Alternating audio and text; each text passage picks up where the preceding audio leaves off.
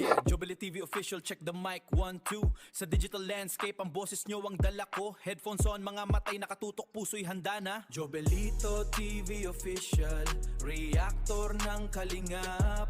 Tayo'y maghatid ng liwanag sa bawat sulok ng Pinas. Isang tinig para sa bayan, advokasy ang wagas. Jobelito TV official, reactor ng kalingap. Ang inyong reactor ng kalingap. Yeah, reactor ng kalingap.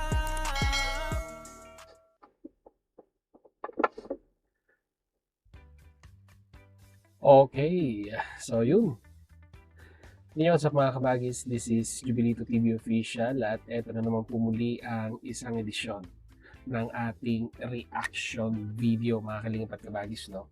Pero bago po lahat, syempre po, shoutout po muna natin kay Val Santos, Matubang at Edat Vlogs at Kalingap Rap. Syempre po sa ating mga kalingap netizens, mega love shoutout po sa inyong lahat. So ito na nga mga kalingap at kabagis, no? For today's reaction video, wala po natin ng reaction. At muli po pagbibigay ng ating opinion patungkol po dito. Ito na. Dati isa lang ang napapangalanan mga kalingap at kabagis nitong si Doklat na di umano'y nasa likod nga daw po niya. No?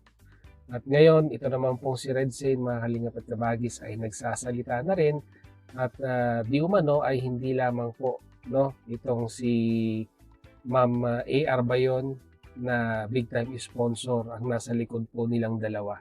Bagkos meron pa po siyang binabanggit na isang individual na alam naman po natin na noon po ay masasabi din po natin mga kalingap at kabagis na ika nga ay kasakasama na rin doon sa issue na iyon. No? So dalawa ngayon ang lumalabas mga kalingap at kabagis na di umano ay kasama dito po sa likod ni Dr. Lab at ni Ulang Uod.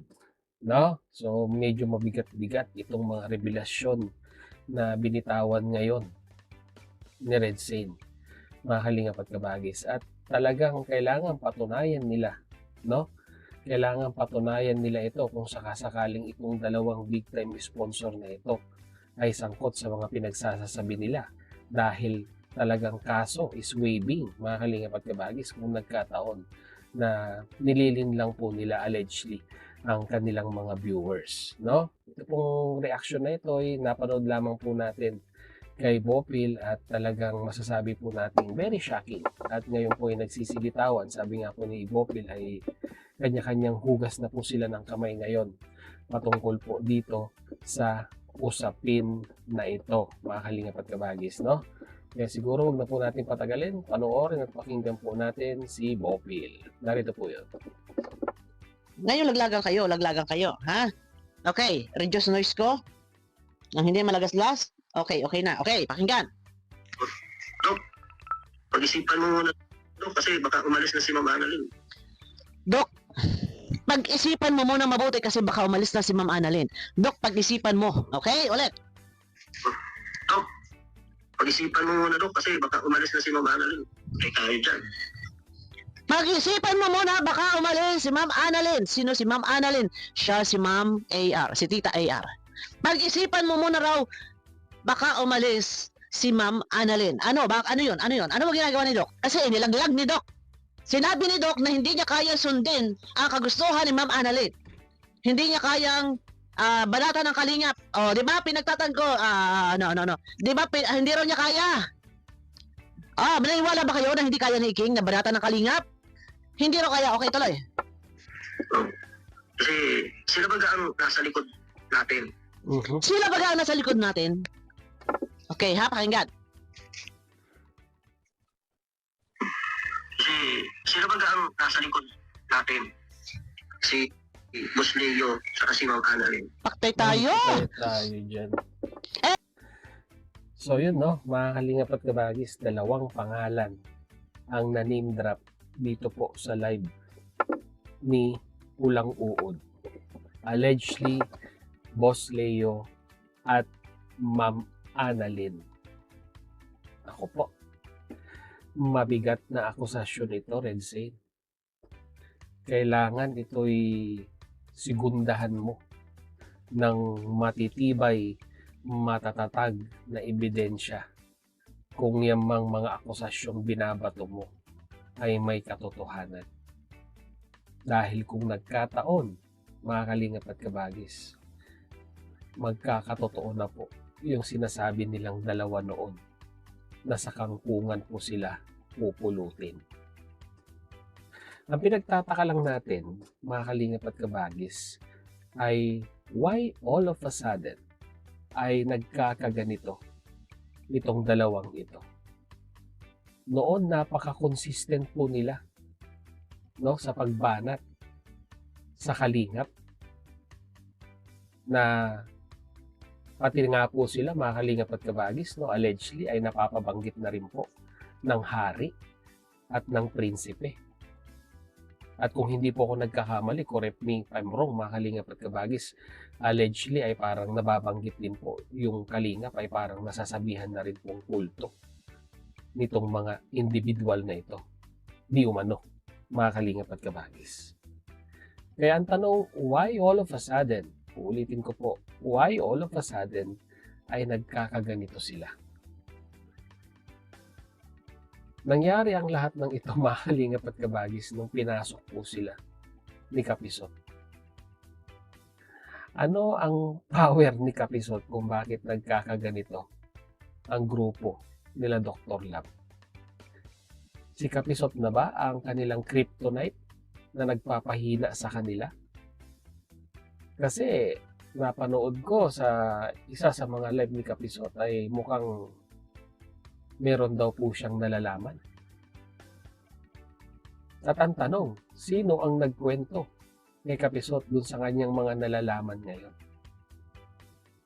Bakit hindi na briefing yung pamilya na wag basta-basta magsiwalat ng mga impormasyon, lalong-lalo na po pag masiselan sa mga taong kapapasok pa lang at kawi-welcome pa lamang po sa grupo ninyo? Kaya nga po pag-alis ng diet di ba? Nakapag-live agad at nakapagsabing, di ba? Yung mga sponsor na yan dapat pag nagpadala, diretso na po sa pamilya at wag nang sa mga ikangay second hand na mga tao. Second hand by meaning na hindi na kailangan iparating sa iba pang tao para ipaabot sa kanila. Di po ba, mga kalingap at kabagis? At lalong-lalo na yung usapang birthday na hindi na kailangang ingrande. Yan na nagkawindang-windang mga kalingap at kabagis. Nung napapasok po nila sa kanilang community, ito pong number 1 na anti-kalingap, mga kalingap at kabagis, na ngayon po ay nakuha ang ilan sa mga simpatya ng mga supporters po ng Team Guapa. Uulitin ko, mga kalingap at kabagis, Red Saint, walang uod. Kailangan back-upan mo ito ng matinding ebidensya dahil mabigat-bigat ang kinakalaban mo ngayon or kinakalaban nyo ngayon. Sila lang naman yung mga taong nakatulong sa inyo. Di ba? Sila lang naman yung sabihin na nating nagbigay sa inyo ng lakas, no? Para harapin yung mga pagsubok na dinadaanan ninyo nung kayo po ay napaalis dito po sa community ng Kalingap. At meron nga pong balibalita, mga kalingap at kabagis, na di umano ay ginagawa daw po nitong dalawang ito, itong mga bagay-bagay na ito, dahil allegedly ay mayroon daw po silang balak bumalik sa Kalingap. Kung ako ang hihingian ninyo ng opinion regarding dyan sa pagbalik sa community ng Kalingap, although hindi naman po natin hawak ang takbo ng pag-iisip ng mag-amang matubang, bilang pulso lamang po ng sumusuporta din sa community ng Kalingap, sige, nandun na ang pusong pagpapatawad. Diba? Dahil hindi naman po natin hawak ang kanilang damdamin. Patawarin na kung patawarin, pero wag nang pabalikin. Ganun lang kasimple yun. Dahil hindi po natin po pwedeng ma-forecast yung mga pwede pa nilang gawin pag sila po ay pinabalik sa community po ng Kalingap. Kumbaga may record na, mga Kalingap at Kabagis. Bakit pa natin pababalikin? Okay, patawarin, no problem. Pero yung pababalikin, never para sa akin po. Huwag na. Thank you na lang. Di ba? At kung ika nga'y gusto rin ng hustisya, ituloy yung kaso. Para at least alam nila na hindi rin nagbibiro ang Kalingap pag sila po ay binalikan. So yun lang. Yun lang ating reaction video for today, mga Kalingap at Kabagis. At kagaya po ng dati, mag-comment po kayo sa ating comment section kung ano naman po inyong masasabi, opinion, reaction dito po sa naging statement ni Pulang Uod. Di umano ay dalawa daw po ang taong involved sa kanila, sa mga ganitong galawan nila. Allegedly, mga Kalingap at Kabagis. Si Ma'am AR at si Boss LND. So yun.